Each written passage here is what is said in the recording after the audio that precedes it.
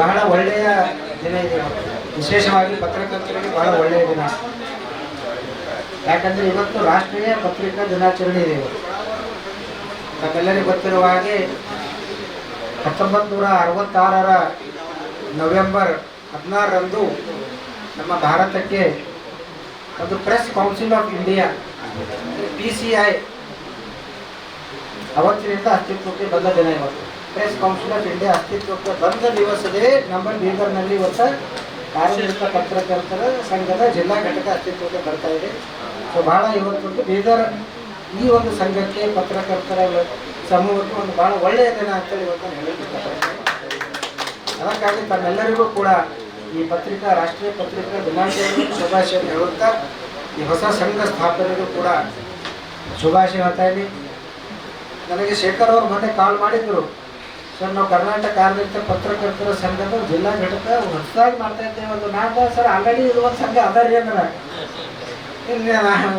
ನನಗೆ ಗೊತ್ತಿರಲಿಲ್ಲ, ಆ್ಯಕ್ಚುಲಿ ನನಗೆ ಗೊತ್ತಿರಲಿಲ್ಲ ಹೊಸದು ಮಾಡ್ತಾ ಇದ್ದಾರೆ ಅಂತೇಳಿ. ಯಾಕಂದ್ರೆ ನಾನು ಭಾಳ ಸುಮಾರು 3 ದಶಕದ ಪತ್ರಿಕಾ ರಂಗದಾಗಿದ್ದೀನಿ.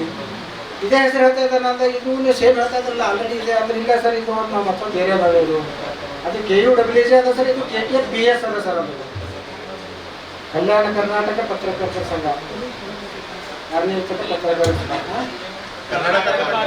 ಕರ್ನಾಟಕ ಕಾರ್ಯನಿರತ. ಸೊ ಹೀಗಾಗಿ ನಾನಂದೇ ಆಯ್ತು ತಗೋ ನಾನು ಬರ್ತೀನಿ ಅಂತಂದ್ರೆ ನನಗೆ ಬಹಳ ಖುಷಿ ಆಯಿತು. ಬಹುಶಃ ಅನೇಕ ಎಲ್ಲ ಪತ್ರಕರ್ತರಿಗೆ ಸೇರಿಸ್ಕೊಂಡು ಒಂದು ಸಂಘ ಇಲ್ಲಿ ಇವತ್ತು ಮಾಡ್ತಾ ಇದ್ದೇನೆ. ಬಹುಶಃ ನಮ್ಮಲ್ಲಿ ನಾನು ಯಾವಾಗಲೂ ಹೇಳ್ತಾ ಇರ್ತೀನಿ, ಪತ್ರಕರ್ತರ ಸಂಘಗಳು ಎಷ್ಟೇ ಆಯಿತು, ನಾನು ಅದ್ರ ಬಗ್ಗೆ ಯಾವುದೇ ಕಮೆಂಟ್ ಮಾಡಲಿಕ್ಕೆ ಹೋಗಲ್ಲ. ಅದ್ರ ಸಂಘಗಳು ಯಾವ ರೀತಿ ಜೋಶ್ನಿಂದ ಸ್ಥಾಪನೆ ಆಯಿತು ಅದೇ ಜೋಶ್ನಿಂದ ಕ್ರಿಯಾಶೀಲವಾಗಿ ಮುಂದೆ ಚಟುವಟಿಕೆ ಮಾಡ್ಕೊಂಡು ಹೋಗಬೇಕು. ಇದು ಬಹಳ ಮಹತ್ವವಾದಂಥ ಕೆಲಸ ಇದೆ. ಯಾಕಂದರೆ ಪತ್ರಕರ್ತರನ್ನು ಸಮಾಜ ನೋಡುವ ದೃಷ್ಟಿ ಬೇರೆ ಇದೆ. ನಮ್ಮ ಸಮಾಜದಲ್ಲಿ ಪ್ರಜಾಪ್ರಭುತ್ವದ 4ನೇ ಆಧಾರ ಸ್ತಂಭವಾಗಿ ಜನ ನಮ್ಮ ನೋಡ್ತಾ ಇರ್ತಾರೆ. ಹೀಗಾಗಿ ಆ ಜವಾಬ್ದಾರಿಯಲ್ಲಿರುವಂಥ ನಾವು ಈ ಸಂಘದ ಮುಖಾಂತರ ಅಥವಾ ಪತ್ರಿಕೆಗಳ ಮುಖಾಂತರ ನಾವು ಸಮಾಜಕ್ಕೆ ಏನನ್ನ ನಿರೀಕ್ಷೆ ಮಾಡ್ತಾ ಇದ್ದೇವೆ, ನಾವು ಏನನ್ನು ಕೊಡಬೇಕು ಅನ್ನುವ ಕುರಿತಾಗಿ ಚಿಂತನೆ ಮಂಥನ ಮಾಡುವುದು, ಯುವ ಪತ್ರಕರ್ತರಿಗೆ ತರಬೇತಿ ನೀಡುವಂಥದ್ದು, ಅವರಿಗೆ ಕಾರ್ಯಾಗಾರಗಳನ್ನು ಮಾಡಬಹುದು. ಇಂದಿನ ಆಧುನಿಕ ವ್ಯವಸ್ಥೆಯಲ್ಲಿ ನಮ್ಮ ಪತ್ರಕರ್ತರು ಏನು ಸವಾಲುಗಳು ಎದುರಿಸ್ತಿದ್ದಾರೆ, ಏನು ಸಮಸ್ಯೆಗಳಿವೆ ಮತ್ತು ಪ್ರತಿದಿನ ಅಲ್ಲ ಪ್ರತಿ ಕ್ಷಣಕ್ಕೂ ಕೂಡ ನಾವು ಈ ರಂಗದಲ್ಲಿ ಪತ್ರಕರ್ತರು ಯಾವ ರೀತಿ ಅಪ್ಡೇಟ್ ಆಗಬೇಕಿದೆ ಇದನ್ನೆಲ್ಲವೂ ಕೂಡ ನಾವು ಈ ರೀತಿಯ ಸಂಘಟನೆಗಳ ಕೂಡ ಮಾಡಬೇಕಾಗಿದೆ. ಅನೇಕ ಸಂಘಗಳಿವೆ, ಅನೇಕ ಸಂಘಗಳ ಜೊತೆಗೆ ಅನೇಕ ಪತ್ರಕರ್ತರ ಸಂಘಗಳು ಬರ್ತಾ ಇದ್ದಾರೆ. ಇವತ್ತು ಮುಂಚೆ ಏನಿತ್ತು ಒಂದು 10-15 ವರ್ಷಗಳಲ್ಲಿ ನಾವು ಮಾತಾಡುವಾಗ ಬೇರೆ ಪ್ರಿಂಟ್ ಮೀಡಿಯಾ ಎಲೆಕ್ಟ್ರಾನಿಕ್ ಮೀಡಿಯಾ ಮಾತಾಡ್ತಾ ಇದ್ದೆವು. ಈಗ ಇದಕ್ಕಿಂತ ಹೆಚ್ಚಿಗೆ ಯಾಕೆ ಏನು ಮಾತಾಡ್ತಾ ಇದ್ದೇವೆ, ನಾವು ಸೋಷಿಯಲ್ ಮೀಡಿಯಾ ಬಗ್ಗೆ ಮಾತಾಡ್ತಾ ಇದ್ದೇವೆ. ಮೊದಲು ಕೇವಲ ಪತ್ರಕರ್ತರು ಸುದ್ದಿ ಮಾಧ್ಯಮಗಳಿರುವಂಥ ಪತ್ರಕರ್ತರನ್ನೇ ಪತ್ರಕರ್ತರು ಅಂತ ಇದ್ದರು. ಈಗ ಮುಂದೆ ಬರುವ ದಿನದಲ್ಲಿ ಇನ್ನಷ್ಟು ಬದಲಾವಣೆ ಆಗೋದಿಲ್ಲ. ಮುಂದೆ ಸಿವಿಕ್ ಜರ್ನಲಿಸಮ್ ಬರ್ತಾ ಇದೆ, ಸಿವಿಕ್ ಜರ್ನಲಿಸಮ್ ಬರ್ತಾ ಇದೆ. ಅಂದರೆ ಜನರೇ ಪತ್ರಕರ್ತರಾಗೋ ದಿನ ಇನ್ನು ಮುಂದೆ ಬರ್ತಾ ಇದೆ. ಎಲ್ಲರೂ ಪತ್ರಕರ್ತರು ಯಾರ್ಯಾರು ಸಮಾಜದಲ್ಲಿದ್ದಾರೆ ಅವರೆಲ್ಲ ಪತ್ರಕರ್ತರಾಗೋ ದಿನಗಳು ಬರ್ತಾ ಇದೆ. ಈಗ ಅನೇಕ ಕೆಲವು ಪತ್ರಿಕೆಗಳು ಈ ಪ್ರಯೋಗವನ್ನು ಸ್ಟಾರ್ಟ್ ಮಾಡಿದ್ದಾರೆ. ಇವರು ಯಾವುದೋ ಊರಲ್ಲಿ ಏನಾದರೂ ಸಮಸ್ಯೆ ಇದೆ ಅಥವಾ ಯಾವುದೋ ಬಡಾವಣೆಯಲ್ಲಿ ಒಂದು ಸಮಸ್ಯೆ ಇದೆ ಅಂದರೆ ಅಲ್ಲಿಯ ಒಬ್ಬ ಯಾವುದಾದ್ರೂ ವ್ಯಕ್ತಿ ಅಥವಾ ಒಬ್ಬ ನಾಗರಿಕ ಸಾಮಾನ್ಯ ನಾಗರಿಕನೇ ಅದನ್ನು ಸುದ್ದಿ ಮಾಡ್ಬೋದು. ಅದನ್ನು ಲೈವ್ ಆಗಿ ಅವನು ಟೆಲಿವಿಷನ್ನಲ್ಲಿ ಕೊಡ್ಬೋದು, TV ಮುಖಾಂತರ ಕೊಡ್ಬೋದು, ಅಥವಾ ಪತ್ರಿಕೆಗಳಲ್ಲಿ ಒಂದು ಫೋಟೋ ಹಾಕಿ ಅವನ ಹೆಸರಲ್ಲಿ ಒಂದು ಆರ್ಟಿಕಲ್ ಮಾಡ್ಬೋದು ಅವನೇ. ಹೀಗಾಗಿ ನಾವು ಪತ್ರಿಕೆಯ ರಂಗದಲ್ಲಿ ಇವತ್ತು ಯಾವುದೋ ಒಂದು ಪತ್ರಿಕೆಯ ಸಂಸ್ಥೆಯಲ್ಲಿ ಕೆಲಸ ಮಾಡುವವರೇ ಅಧಿಕೃತ ಪತ್ರಕರ್ತರು ಅನ್ನುವಂಥದ್ದು ಇದನ್ನು ಕೂಡ ಮುಂದೆ ನಮಗೆ ಸವಾಲಿದೆ. ಯಾಕಂದರೆ ಈ ನಾಗರಿಕ ಪತ್ರಿಕೋದ್ಯಮ ಬರ್ತಾ ಇದೆ ಮುಂದೆ. ನಾಗರಿಕ ಪತ್ರಿಕೋದ್ಯಮ ಬಂತಂದ್ರೆ ಬಹುಶಃ ನಾವು ಭಾಳ ಇಷ್ಟು ಆ್ಯಕ್ಟಿವ್ ಆಗಬೇಕಂತ, ಇಷ್ಟು ಅಪ್ಡೇಟ್ ಆಗಬೇಕಂತ, ನಮಗೆ ಕ್ಷಣಕ್ಕೂ ಇವತ್ತು ಕಾಂಪಿಟೇಷನ್ ಆಗಬೇಕಾಗ್ತಾ ಇದೆ. ಇವತ್ತು ಜನರು ಇವತ್ತು ಬಹಳ ಕುತೂಹಲದಿಂದ ನೋಡ್ತಾ ಇದ್ದಾರೆ. ಇವತ್ತು ಸೋಷಿಯಲ್ ಮೀಡಿಯಾ ಬಂದ ನಂತರ ಪರಿಸ್ಥಿತಿ ಬಹಳಷ್ಟು ಚೇಂಜಸ್ ಆಗಿದೆ. ಇವತ್ತು ಇದರ ಮಧ್ಯದಲ್ಲೂ ಕೂಡ ಪತ್ರಿಕಾ ರಂಗಗಳು ಮುದ್ರಣ ಮಾಧ್ಯಮ ಆಗಲಿ ಅಥವಾ TV ಮಾಧ್ಯಮ ಆಗಲಿ ಇದರ ಮಧ್ಯನೂ ಕೂಡ ತನ್ನ ಅಸ್ತಿತ್ವ ಉಳಿಸ್ಕೊಳ್ಬೇಕಾದ್ರೆ ನಾವು ಎಲ್ಲರ ಜೊತೆ ಪೈಪೋಟಿ ಮಾಡಬೇಕಾಗ್ತಾ ಇದ್ದೀವಿ. ಇವತ್ತು ಅನೇಕ ಜನರು ಆಗ್ತಾ ಇದ್ದಾರೆ, ಇವತ್ತು ಸೋಷಿಯಲ್ ಮೀಡಿಯಾ ಬಂದು ಸಮಾಜನ ಹಾಳು ಮಾಡ್ತಾ ಇದೆ. ಇವತ್ತು ತಪ್ಪು ಸಂದೇಶಗಳನ್ನು ಕೊಡ್ತಾ ಇದ್ದಾರೆ. ಈಗ ಮನ್ಸೂರ ಮಾತು ಹೇಳ್ತಾ ಇದ್ದಾರೆ, ಇವತ್ತು ಪ್ರೊಫೆಷನ್ ಅದೇನಾದರೂ ಪರ್ಸ್ನಲ್ ಆಗ್ತಾ ಇದೆ ಅಂತೇಳಿ ಈ ರೀತಿ ಅನೇಕ ಟೀಕೆಗಳು ಬರ್ತಾ ಇದೆ. ಹಾಗಂತ ಹೇಳಿ ಯಾರೂ ಕೂಡ ಇವತ್ತು ಸೋಷಿಯಲ್ ಮೀಡಿಯಾಗೆ ಬಿಟ್ಟು ಇರ್ಲಿಕ್ಕೆ ಆಗೋದಿಲ್ಲ. ಇವತ್ತು social media it is the part of society ಆಗಿಬಿಟ್ಟಿದೆ. ನಾವು ಅದನ್ನು ತಿರಸ್ಕಾರ ಮಾಡಲಿಕ್ಕೆ ಆಗೋದಿಲ್ಲ. ಅದರ ಒಳಗಡೆ ಇದ್ದು ಕೂಡ ನಾವು ಕೂಡ ಕೆಲಸ ಮಾಡಬೇಕಾಗಿದೆ. ಆದರೆ ಪ್ರತಿಯೊಂದರಲ್ಲಿ ನಾವು ಕ್ವಾಲಿಟಿ ಮೇಂಟೈನ್ ಮಾಡಬೇಕಾಗಿದೆ. ಸೋಷಿಯಲ್ ಮೀಡಿಯಾ ಎಲ್ಲರೂ ತಪ್ಪು ಮಾಡ್ತಾ ಇದ್ದಾರೆ, ಅತಿರಂಜಿತವಾಗಿ ವರ್ತನೆ ಮಾಡ್ತಾ ಇದ್ದಾರೆ, ಸ್ವಾರ್ಥ ಸಾಧನೆ ಮಾಡ್ಕೊತಾ ಇದ್ದಾರೆ, ಸಮಾಜಕ್ಕೆ ತಪ್ಪು ಮಾಹಿತಿಗಳು ಹಾಗಲ್ಲಿ ಬರೋದು ಅನೇಕ ಸೋಷಿಯಲ್ ಮೀಡಿಯಾಗಳು ಇವತ್ತು ಸಮಾಜವನ್ನು ಯಾವ ರೀತಿ ಅಭಿವೃದ್ಧಿ ಪಡಿಸಬೇಕು, ನಮ್ಮ ಸಿಸ್ಟಮನ್ನು ಯಾವ ರೀತಿ ಬಲಪಡಿಸಬೇಕು ಅಂತ ಅನೇಕ ಸೋಷಿಯಲ್ ಮೀಡಿಯಾಗಳು ಇವತ್ತು ಕೆಲಸ ಮಾಡ್ತಾ ಇದ್ದೀವಿ. ಸೊ ಹೀಗಾಗಿ ನಾವು ಸಮಾಜ ಅಂದ ಮೇಲೆ ಅಲ್ಲಿ ನೆಗೆಟಿವ್ ಆ್ಯಂಡ್ ಪಾಸಿಟಿವ್ ಇದ್ದೇ ಇರ್ತದೆ. ಆದರೆ ನಾವು ನೆಗೆಟಿವಿಟಿ ಕಮ್ಮಿ ಮಾಡಿ ಪಾಸಿಟಿವಿಟಿ ಜಾಸ್ತಿ ಮಾಡಬೇಕು. ಇದು ಪ್ರತಿಯೊಬ್ಬರ ಕರ್ತವ್ಯ ಆಗಬೇಕು. ಸೋಷಿಯಲ್ ಮೀಡಿಯಾದಲ್ಲಿ ಕೆಲವು ಸಮಸ್ಯೆ ಇರ್ಬೋದು. ಸೋಷಿಯಲ್ ಮೀಡಿಯಾದಲ್ಲಿ ಅಂತ ಪೇಪರ್ದರೆ ಏನು ಮಾಡ್ತಾ ಇದ್ದೀರಿ ಅಂತ ಕೇಳ್ತಾರೆ. ಇವತ್ತು ನಾವು ಭಾಳ ಸಲ ಕೇಳಿ ಸೋಷಿಯಲ್ ಮೀಡಿಯಾದಲ್ಲಿ ನೀವೆಲ್ಲ ಭಾಳ ಇದು ಮಾಡ್ತಾ ಇದ್ದೀರಿ, ನೀವೇನು ಮಾಡ್ತಾ ತುಮ್ಕೆ ಹಾಕಂದ್ರೆ ಹಮರಸಿನ ಖರಾಬೇಕು ಮಾಡ್ತಾರೆ, ವಾದ ಮಾಡ್ತಾ ಇದ್ದೆ ಗಂಟೆ ಚರ್ಚೆ ಮಾಡುವಾಗ ಹೆಂಗೆ ಬರ್ತಂದ್ರೆ ನೀವು ಟಿ ವಿದಲ್ಲಿ ಏನಿದ್ರಿ, ನೀವು ನಮ್ಮ ಕೆರೆ ಹಚ್ಚಿದ್ದೀರಿ, ನೀವು ಹೆಂಗೆ ಮಾಡ್ಲತ್ತೀವಿ, ನಿಮ್ಗೆ ಚಲೋ ನಾಳಿದೆ ಅಂದ್ರೆ ಈ ರೀತಿಯ ಒಂದು ವಾತಾವರಣ ಇವತ್ತು ನಾವು ಸಮಾಜದಲ್ಲಿ ನೋಡ್ತಾ ಇದ್ದೀವಿ. ನಾವು ಪತ್ರಕರ್ತರ ಪ್ರತಿಯೊಂದು ವಿಷಯಗಳ ಬಗ್ಗೆ ನಾವು ಚಿಂತನೆ ಮಾಡಬೇಕಾಗಿದೆ. ಅವ್ರು ಹಿಂಗಂತ ಇದ್ದಾರೆ, ಅವ್ರು ಹಿಂಗಂತ ಇದ್ದಾರೆ, ಇದು ಸತ್ಯ, ಇದು ಸುಳ್ಳು, ಎಲ್ಲವೂ ಕೂಡ ನಾವು ಗಮನದಲ್ಲಿಟ್ಟುಕೊಂಡು ಪ್ರತಿಯೊಂದರ ಅವಲೋಕನ ಮಾಡಿ, ಪ್ರತಿಯೊಂದರ ಪರಿಶೀಲನೆ ಮಾಡಿ, ವಾಸ್ತವಾಂಶ ಏನಿದೆ, ಸತ್ಯ ಏನಿದೆ, ಸಮಾಜಕ್ಕೆ ಯಾವ್ದು ಒಳ್ಳೆಯದಾಗಬೇಕಾಗಿದೆ, ಸಮಾಜವನ್ನು ಯಾವ ಸುಧಾರಣೆ ಮಾಡಿ ಆ ದಿಶೆಯಲ್ಲಿ ನಾವೆಲ್ಲರೂ ಸೇರಿ ಕೆಲಸ ಮಾಡಬೇಕಾಗಿದೆ.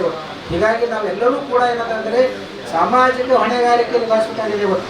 ಪತ್ರಕರ್ತರಾದರೂ ಎಲ್ಲರೂ ಇರ್ಬೋದು, ಎಲ್ಲ ಮೀಡಿಯಾ ಇರಲಿ, ಯಾವುದೇ ವಿಭಾಗ ಇರಲಿ, ಎಲ್ಲರೂ ಕೂಡ ಏನಂದರೆ ಇವತ್ತು ನಮ್ಮ ಸಾಮಾಜಿಕ ಹೊಣೆಗಾರಿಯನ್ನು, ಸಾಮಾಜಿಕ ಜವಾಬ್ದಾರಿಯನ್ನು ಇವತ್ತು ಪರಿಣಾಮಕಾರಿಯಾಗಿ ನಿಭಾಯಿಸಬೇಕಾಗಿದೆ. ಪತ್ರಕರ್ತರು ಪ್ರತಿ ಕ್ಷಣಕ್ಕೂ ಅಪ್ಡೇಟ್ ಆಗಬೇಕಾಗಿದೆ.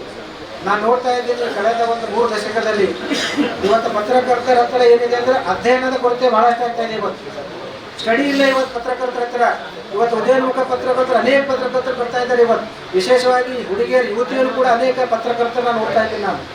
ಆದರೆ ಬಹಳಷ್ಟು ಪತ್ರಕರ್ತರಲ್ಲಿ ಏನಿದೆ ಅಂದರೆ ಇವತ್ತು ಅಧ್ಯಯನದ ಕೊರತೆ ಕಾಡ್ತಾ ಇದೆ. ಇವತ್ತು ಲ್ಯಾಂಗ್ವೇಜ್ ಕಮಾಂಡ್ ಇಲ್ಲ, ಭಾಷೆಯ ಮೇಲೆ ಪ್ರಭುತ್ವ ಇಲ್ಲ. ಯಾವ ಲ್ಯಾಂಗ್ವೇಜ್ ಇದೆ, ಕನ್ನಡ ಇದೆನಾ, ಹಿಂದಿ ಇದೆನಾ, ಇಂಗ್ಲೀಷ್ ಇದೆನಾ, ಉರ್ದು ಇದೆನಾ, ಯಾವ ಭಾಷೆಯನ್ನು ನೀವು ಆ ಪತ್ರಿಕೆಯಲ್ಲಿ ಮಾಡ್ತಾ ಇದ್ರು, ನಿಮಗೆ ಮಾಧ್ಯಮದ ಭಾಷೆಯಲ್ಲಿ ಹಿಡಿತ ಬೇಕು. ಇವತ್ತು ಅಧ್ಯಯನ ಬೇಕು. ಇವತ್ತು ಯಾವಾಗ ಪತ್ರಕರ್ತ ಸಕ್ಸಸ್ ಆಗ್ತಾನೆ, ಆ ಪತ್ರಕರ್ತ ಸಮಾಜದಲ್ಲಿ ಗುರುತಿಸ್ಕೊತಾನೆ ಅಂದರೆ ಅವನ ಹತ್ರ ಅಧ್ಯಯನ ಜಾಸ್ತಿ ಇರಬೇಕು, ಅವನ ಹತ್ರ ಭಾಷಾ ಪ್ರಭುತ್ವ ಇರಬೇಕು, ಅವನು ಹೊಸ ಹೊಸ ವಿಷಯಗಳನ್ನು ಸಮಾಜಕ್ಕೆ ಕೊಡ್ತಾ ಇರಬೇಕು. ಇಂಥ ಪತ್ರಕರ್ತರು ಮಾತ್ರ ಇವತ್ತು ಸಮಾಜದಲ್ಲಿ ಗುರುತಿಸ್ಕೊಳ್ಳಿಕ್ಕೆ ಸಾಧ್ಯ ಆಗ್ತದೆ.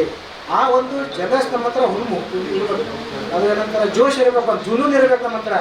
ನಾನು ಒಬ್ಬ ಪತ್ರಕರ್ತ, ಇದರಲ್ಲಿ ಒಂದು 1000 ಪತ್ರಕರ್ತರು ಇದಿರ್ಬೋದು, 200-300 ಜನ ಇರ್ಬೋದು. ಆ ಪತ್ರಕರ್ತರಲ್ಲಿ ನಾನೊಬ್ಬ ಹೆಂಗೆ ಮ್ಯಾಲ ನನ್ನ ಹೆಸರು ಹೆಂಗೆ ಮುಂದೆ ಬರಬೇಕು, ಈ ವಿಚಾರನ ಪತ್ರಕರ್ತರು ಮಾಡಬೇಕು. ಅದಕ್ಕಾಗಿ ಆ ಕ್ವಾಲಿಟಿ ನಮ್ಮ ಹತ್ರ ಬರಬೇಕಾಗುತ್ತೆ. ಆ ಕ್ವಾಲಿಟಿ ನಮ್ಮ ಹತ್ರ ಬರಬೇಕು. ನನಗೂ ಸಮಾಜ ಗುರುತಿಸಬೇಕಾದ್ರೆ ನಾನು ಬರೀಬೇಕು, ಏನು ಹೇಳಬೇಕು, ಏನು ವಿಷಯ ತೋರಿಸ್ಬೇಕು, ಇದರ ಮೇಲೆ ನಾವು ಭಾಳಷ್ಟು ಫೋಕಸ್ ಮಾಡಬೇಕಾಗಿತ್ತ. ನಾವು ಹೀಗಾಗಿ ಕ್ಷಣಕ್ಕೆ ಅಪ್ಡೇಟ್ ಆಗಬೇಕಾಗ್ತದೆ.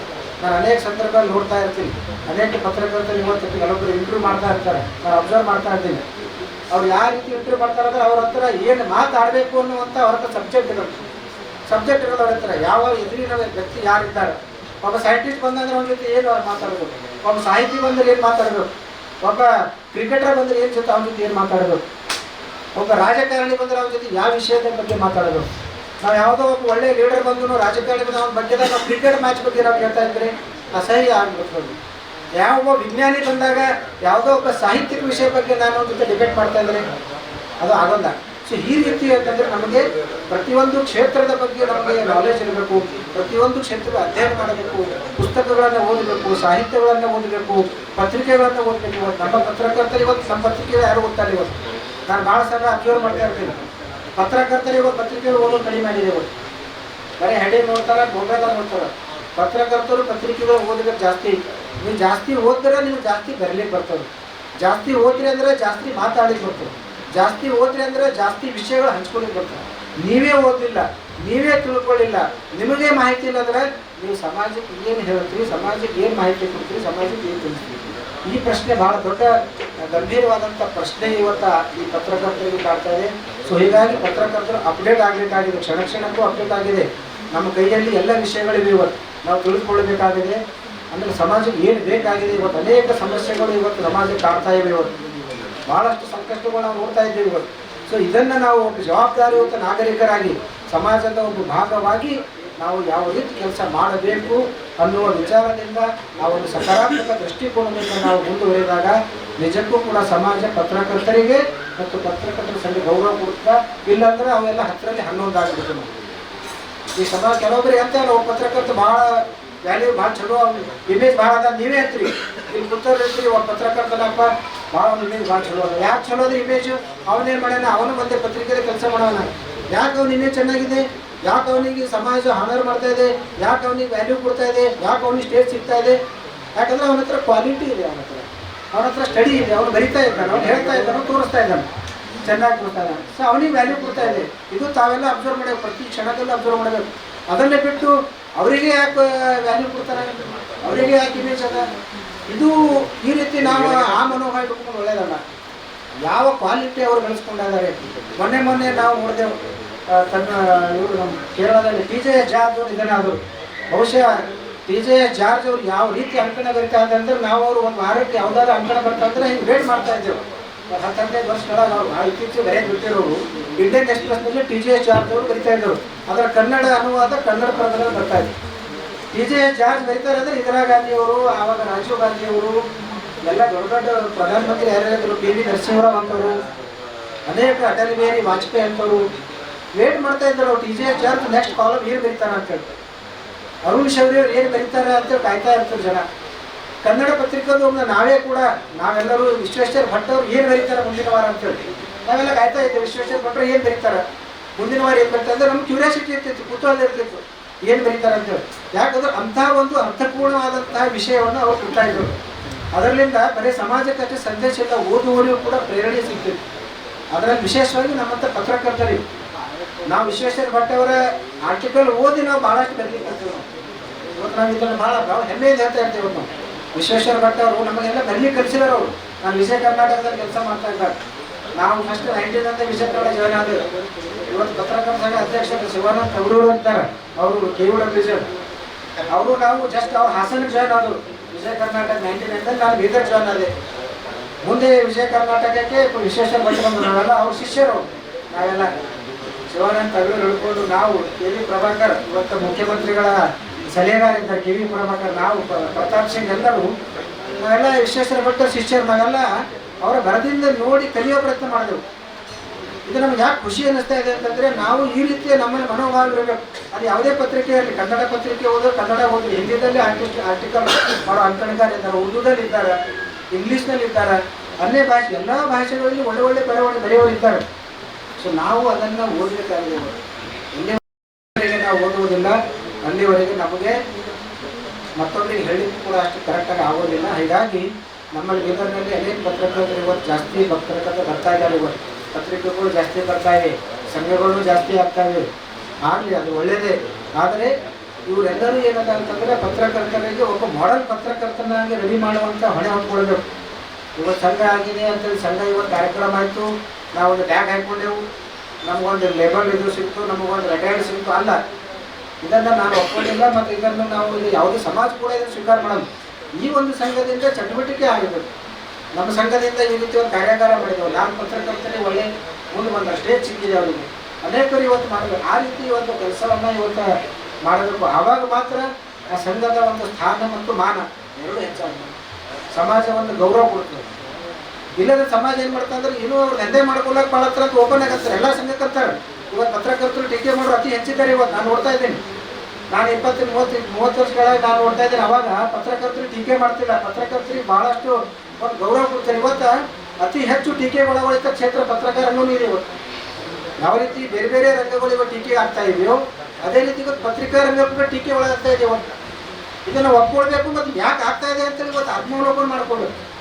ಅದರ ಬಗ್ಗೆ ಚಿಂತನೆ ಮಾಡಬೇಕು ನಾವೆಲ್ಲರೂ. ಇವತ್ತು ಈ ಸಂಘಗಳು, ಸಂಘದ ಮೂಲಕ ಏನು ನಮ್ಮ ಟೀಮ್ ಇದೆ, ಚಿಂತನೆ ಮಾಡಬೇಕು. ಪತ್ರಿಕರ್ತರು ಯಾಕೆ ಟೀಕೆ ಒಳಗಾಗ್ತಾ ಇದ್ದಾರೆ, ಅದು ಮುದ್ರಣ ಮಾಧ್ಯಮ ಪತ್ರಕರ್ತರಲ್ಲಿ ಅಥವಾ ಎಲೆಕ್ಟ್ರಾನಿಕ್ ಮೀಡಿಯಾ ಪತ್ರಕರ್ತರಲ್ಲಿ ಅಥವಾ ಸೋಷಿಯಲ್ ಮೀಡಿಯಾದಲ್ಲಿರುವಂತಹ ಫ್ರೀಲಾನ್ಸರ್ಸ್ ಹವ್ಯಾಸಿ ಪತ್ರಕರ್ತರಲ್ಲಿ ಯಾಕೆ ಸಮಾಜದಿಂದ ಟೀಕೆ ಒಳಗಾಗ್ತಾ ಇದ್ದೇವೆ ನಾವು? ಸೊ ನಮ್ಮಲ್ಲೂ ಕೂಡ ಏನಾದರೂ ಒಂದು ದೋಷ ಇರ್ಬೋದಲ್ಲ. ಸುಮ್ಮನೆ ಯಾರು ಟೀಕೆ ಮಾಡಲ್ಲ. ಎಲ್ಲಾದರೂ ಒಂದು ಹೊಗೆ ಎತ್ತಂದ್ರೆ ಅಲ್ಲಿ ಹೊಗೆ ಎತ್ತಂದ್ರೆ ಬೆಂಕಿ ಬರ್ತಾರೆ. ಬೆಂಕಿ ಬರ್ಲಿಕ್ಕಂದ್ರೆ ಹೊಗೆ ಇರ್ತದೆ ಮೊದಲೇ.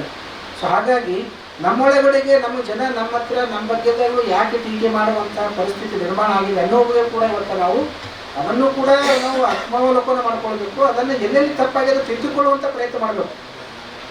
ತಪ್ಪಾಗೋದು ಸಹಜ, ಆದರೆ ಅದನ್ನು ತಿದ್ದುಕೊಳ್ಳುವುದೇನಿದ್ರೆ ಅದು ಬಹಳ ದೊಡ್ಡ ಗುಣ ಇದೆ. ಸೊ ಈ ರೀತಿಯ ಒಂದು ಚಿಂತನೆಯಲ್ಲಿ ಈ ರೀತಿಯ ಒಂದು ಕಾರ್ಯಚಟುವಟಿಕೆ ನಾವು ಮುಂದುವರಿದಾಗ ಖಂಡಿತವಾಗಲೂ ಕೂಡ ನನಗೆ ಸಮಾಜ ಗುರುತಿಸುತ್ತದೆ, ಗೌರವಿಸುತ್ತೆ ಅಂತ ಹೇಳೋ ಒಂದು ನಾನು ವಿಶ್ವಾಸದಿಂದ ಹೇಳ್ತೀನಿ. ಇವತ್ತು ಪತ್ರಕರ್ತರ ಸಂಘ ಉದ್ಘಾಟನೆ ಆಗಿದೆ, ಭಾಳ ಖುಷಿಯಾಗಿದೆ ಮತ್ತು ಅದು ಒಳ್ಳೆಯ ರೀತಿಯಲ್ಲಿ ಚಟುವಟಿಕೆ ಮಾಡಲಿ ಅಂತೇಳಿ ನಾನು ಅದಕ್ಕೆ ಶುಭ ಹಾರೈಕೆ ಮಾಡ್ತೀನಿ. ಮುಂದೆ ನಿಮ್ಮ ಸಂಘದಲ್ಲಿ ಚಟುವಟಿಕೆ ನಡೀಲಿ, ಒಳ್ಳೆಯ ಕಾರ್ಯಕ್ರಮ ಏನೇ ಇದ್ರೂ ಕೂಡ ಅದರಲ್ಲಿ ನಾನು ಸಹಕಾರ ಇರ್ತದೆ ಮತ್ತು ಅದು ನಾನು ಒಳಗೆ ಸಹಭಾಗಿತ್ವ ಇರುತ್ತೆ ಅಂತ ಹೇಳುತ್ತಾ ತಮ್ಮೆಲ್ಲರಿಗೂ ಮತ್ತೊಮ್ಮೆ ವಂದಿಸುತ್ತಾ ನನ್ನ ಮಾತಿಗೆ ವಿರಾಮ ನೀಡ್ತೀನಿ. ಎಲ್ಲರಿಗೂ